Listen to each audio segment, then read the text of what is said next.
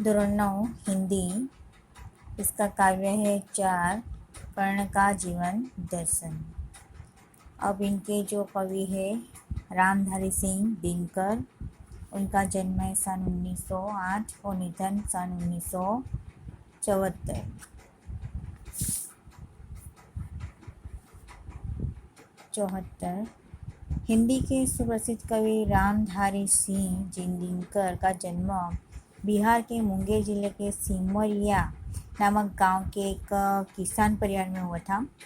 उन्होंने प्रारंभिक शिक्षा मुंगेर तथा उच्च शिक्षा पटना में प्राप्त की। पटना विश्वविद्यालय से स्नातक की उपाधि प्राप्त करके कुछ समय तक अध्यापन कार्य किया।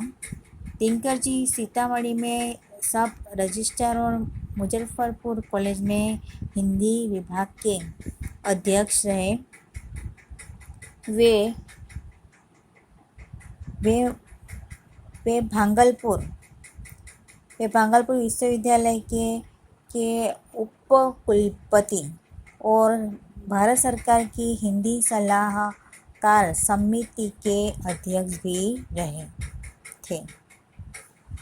दिनकर जी की सबसे बड़ी विशेषता है कि अपने देश और युग के प्रति जागरूकता। कवि ने तत्कालीन घटनाओं विषमताओं का खुलकर चित्रण किया है। उनकी वाणी में शक्ति है, ओज है। उनकी कविता में शोषित और पीड़ित वर्ण की व्यथा और उससे मुक्ति का संघर्ष है। उनकी जो काव्य कृतियाँ है उर्वशी, रश्मि थी, रेणुका, हुंकार, रसवंती, कुरुक्षेत्र, ये उनकी काव्य कृतियाँ हैं।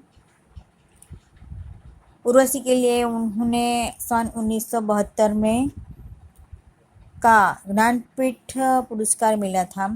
संस्कृत के 4 अध्याय उनका चिंतन ग्रंथ है।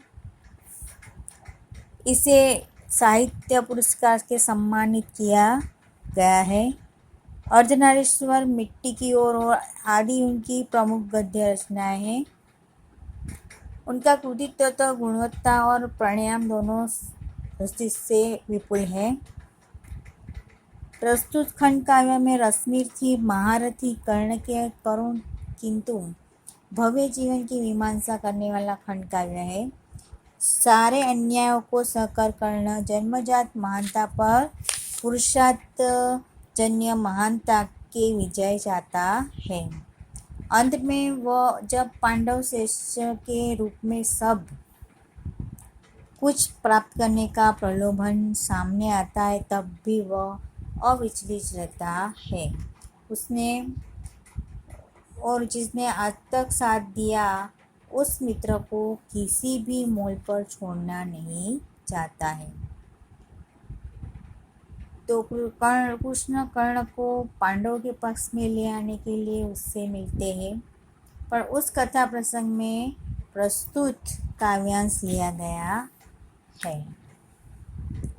तब आगे हम काव्य पढ़ते हैं। अब काव्य समझूती हम समझते हैं कि वैभव विलास की चाह नहीं, अपनी कोई परवाह नहीं, बस यही चाहता हूँ केवल कि दान की देव सरिता निर्मल कर्त्र से झरती रहे सदा, निर्धन को भरती रहे सदा। तो कर्ण श्री कृष्ण से कहता है कि उसे धन दौलत और सांसारिक सुख भोगने की इच्छा नहीं है। वह अपने जीवन की परवाह नहीं करता। उसकी बस यही इच्छा है कि उसके हाथों में दान की पवित्र नदी सदा बहती रहे और निर्धनों को सुख बनाती रहे, निर्धनों को सुखी बनाती रहे।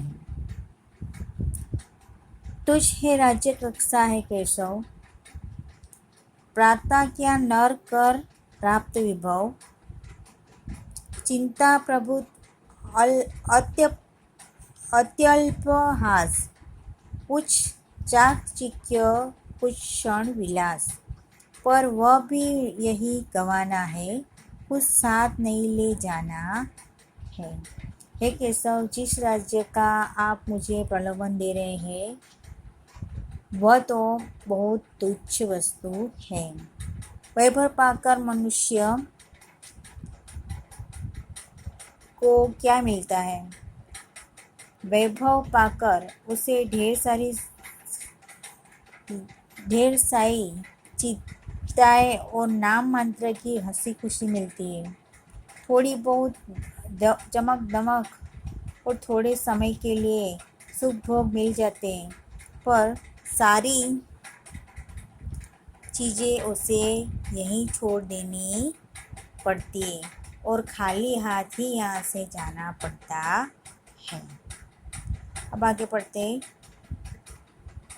मुझसे मनुष्य जो होते हैं कंचन का भार न ढोते हैं, पाते हैं धन बिखरोने को, लाते हैं रतन लुटाने को, जग से न कभी कुछ लेते हैं, दान ही हृदय का देते हैं।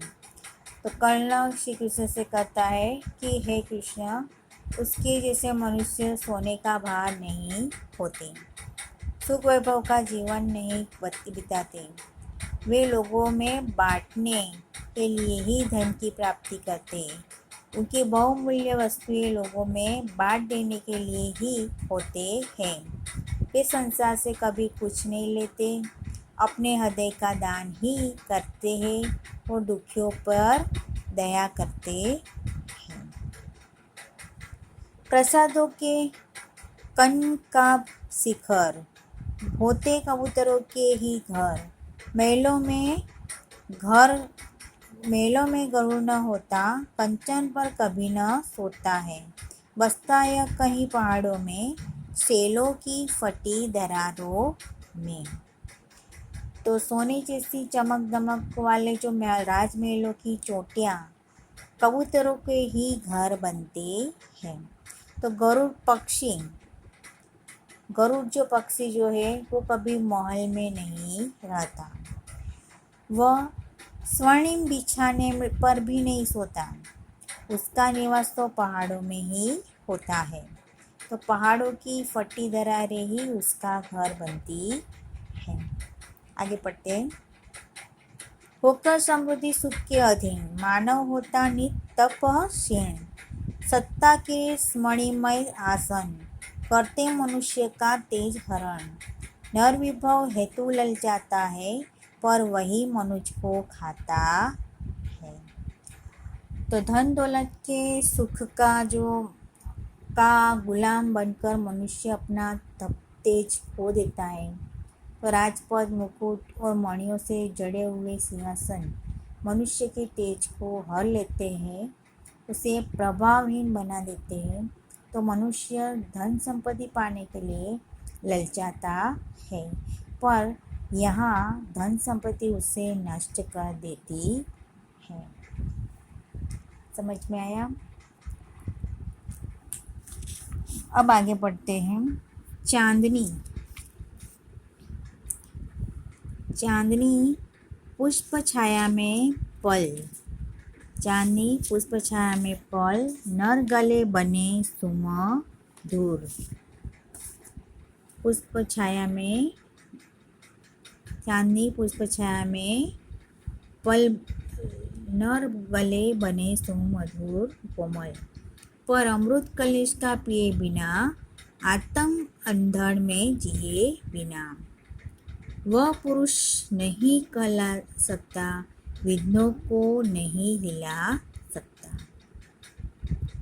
यहाँ पे चांदनी और फूलों की छाया यानी कि अत्यंत सुख सुविधा में पलकर मनुष्य सुंदर और कोमल भले बन जाए, परंतु कष्टों का अमृत पिए बिना, धूप और आंधी सहे बिना न वह पुरुष कहलाता है और न विघ्नों को पार कर सकता है। आगे पढ़ते हैं। उठते जो झंझावातों में, पीती जो वारी प्रपातों में, सारा आकाश अयन जिनका, विषखर भुजंग भोजन जिनका, वे ही फणिबंध छुड़ाते हैं, धरती का हृदय जुड़ाते हैं। तो जो आंधी तूफानों में उठते हैं जो आंधी तूफानों में उठते हैं, प्रपातों यानी कि झरनों, तो उनका जो पानी जो पीते हैं, तो सारा आकाश जिनका जो घर है, और विपेले शाप, जो विषैले जो साप जो है जिनका भोजन है, ऐसे गरुड़ ही सांप के बंधन से छुटकारा दिलाते हैं और धरती के हृदय को शीतलता देते हैं। मैं गरुड़ कृष्ण